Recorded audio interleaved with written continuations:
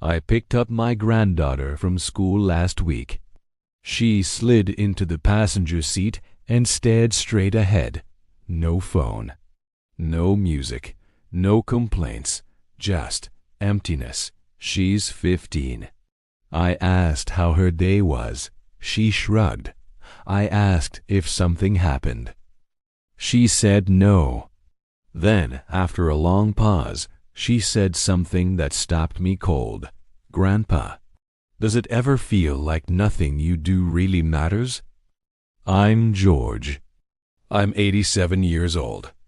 I've lived through wars, economic crashes, broken dreams, and losses that still wake me up at night. And hearing that question from someone just starting life hit harder than anything else. Because I've asked myself that same question my whole life. The only difference is this: she's looking forward. I'm looking back. And somewhere between those two views, I think I finally understand the answer. We live in a world obsessed with being important. People want to be noticed, recognized, remembered. They chase careers that sound impressive.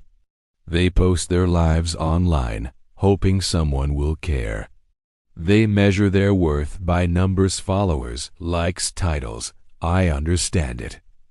I really do.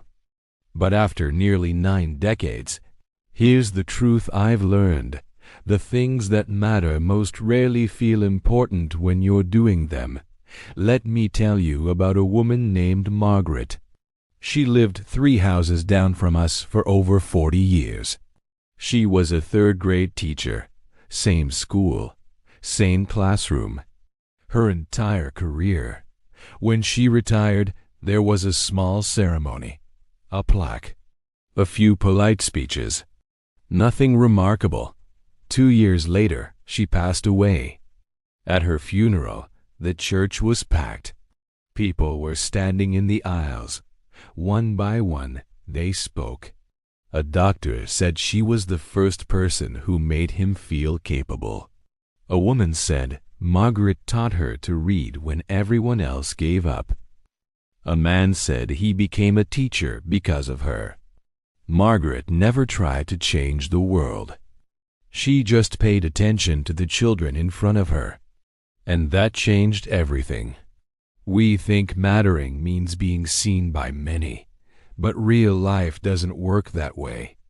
Life is built on quiet moments between people, moments no one applauds, moments you'll never post about, moments you might even forget.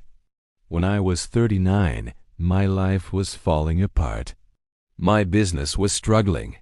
Money was tight. I was drinking too much and sleeping too little. One night, I sat in my car outside a bar, trying to decide if I'd go in. A man named Tom someone I barely knew knocked on my window.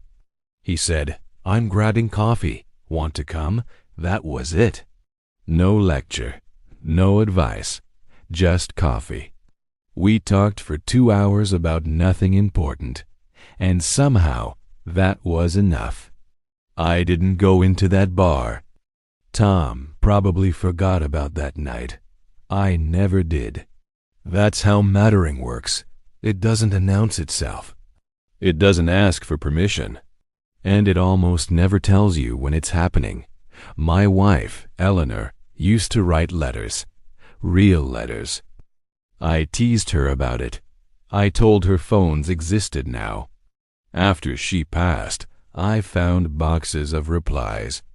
People wrote about how her words carried them through hard years, how they kept her letters folded in drawers. She wasn't trying to leave a legacy. She was just reaching out. And it mattered more than she ever knew. Here's what I wish someone had told me earlier. Your life doesn't have to be extraordinary to be meaningful. The pressure to be exceptional crushes people. It makes ordinary goodness feel invisible. But almost everything that holds this world together is done quietly. Parents getting up at 3 a.m., friends checking in at the right moment. Strangers offering patience instead of anger. No trophies, no headlines, just humanity. When you wonder if you matter, don't look at the world. Look at the people right in front of you. Are you present? Are you honest? Are you kind when you don't have to be? That's the real measurement. When my grandson was 7, he was terrified of water.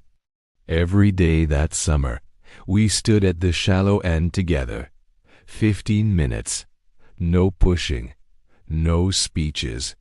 By the end of summer, he could swim. He doesn't remember it. I do, because I know fear fades when someone stays. The older I get, the clearer it becomes. Achievements fade. Status disappears. People forget what you did, but they never forget how you made them feel. Last week at the grocery store, I asked a tired cashier how she really was. She almost cried. 3 minutes of listening. No grand gesture. But it mattered. So here's my answer to my granddaughter, and maybe to you. Yes, what you do matters, just not in the loud ways. It matters when you choose patience, when you show up tired, when you stay instead of leaving. Your life doesn't need to be a performance. It just needs to be real. I'm 87 years old. When I think about what I'll leave behind, it isn't accomplishments. It's people, moments, presence. Those are the things that last. If this resonated with you, share it with someone who needs it. Tell me one small thing you're going to pay more attention to. And if you want to hear what an old man still has left to say, subscribe. I'm not finished yet.